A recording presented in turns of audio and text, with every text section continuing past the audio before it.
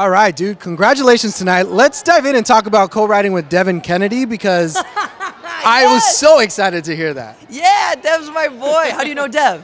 That's my boy. I love it. Yeah, no, Dev's the man. We got together. It was me, Devin, and a guy named Lucas Costas. Right. And I brought in this little idea, and it was the chorus minus the word lifeline. It was, can you throw me? And I was like, a lifeboat, baby. And they were like, okay, that's terrible, but what if it was Lifeline? I was like, oh, yeah, that makes it a lot better than Lifeboat. Big difference. It's a big difference. I might not have liked the song if it was Lifeboat. Lifeboat. Yeah, I don't know if that would work. Lifeboat.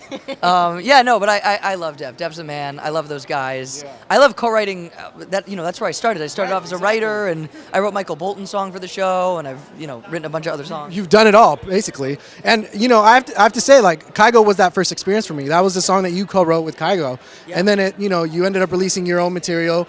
Better Than is one of my favorite songs for sure. Thank you. But, talk to me about that transition of going from, writing for an EDM artist like Kygo to now writing for yourself and being, writing music like for the show. Sure. Well, I started off writing for others in general. I mean, my first big song was for Ricky Martin and Maluma. It was called Vente Pa' Ca. So I've kind of written in all of these different genres. Yeah. And my plan was to pull a Julia Michaels or a Bruno Mars or a John Legend and write for other people first before releasing my own music. So that's what I started to do. And it just felt like a natural progression for me after stargazing that I, at that point, had a platform and people had heard my voice. And I was like, okay, it's time for me to start putting out my sound, putting out my songs. Right. And that's even evolved to today, where during the pandemic, I had a lot of time to go back into the hole and think creatively about the type of music that I wanted to share with the world. And Lifeline is almost kind of the first foray into this singing it like a soul singer, but having this stadium arena vibe to the songs, but also, at the end of the day, I'm a pop songwriter. I've been crafting pop songs for years. So kind of pooling those three things together to make something that's new and hopefully uniquely me, it was the plan.